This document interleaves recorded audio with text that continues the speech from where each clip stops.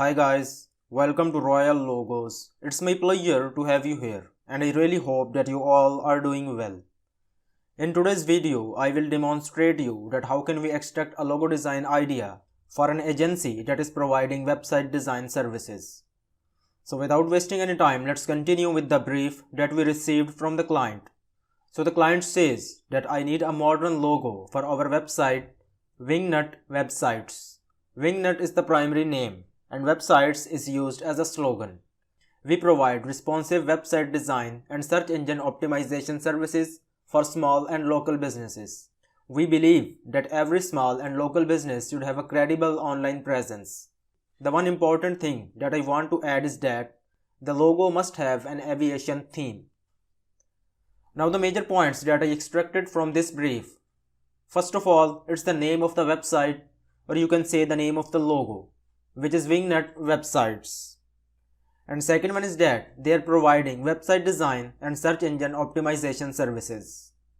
And the third important point is that the logo must have an aviation theme. Now let's continue with the mind mapping process. And for the mind mapping, I extracted 3 important words which I will use as a reference to design our logo. The first one is the Wingnut, and the second one is the websites, and third one is the aviation. For the Wingnut, we can use the initial letter W, or we can use the combination of letter W and letter N. And to make it more symbolic, we can use elements like wings or a nut. And to represent the website services, we can either use the opening and closing tags for the code, or we can use the elements like brackets, either parentheses, curly or square. And to incorporate the aviation theme in the logo, we can use the elements like an airplane, or to make it more interesting, we can use a paper plane, or we can also use a bird, especially an eagle.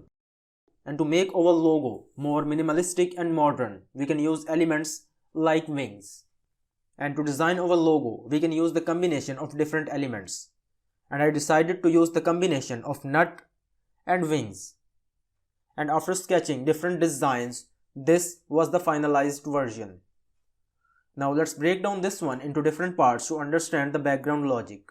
Now this part represents the nut and this one represents the wings. And this is for today's design tutorial.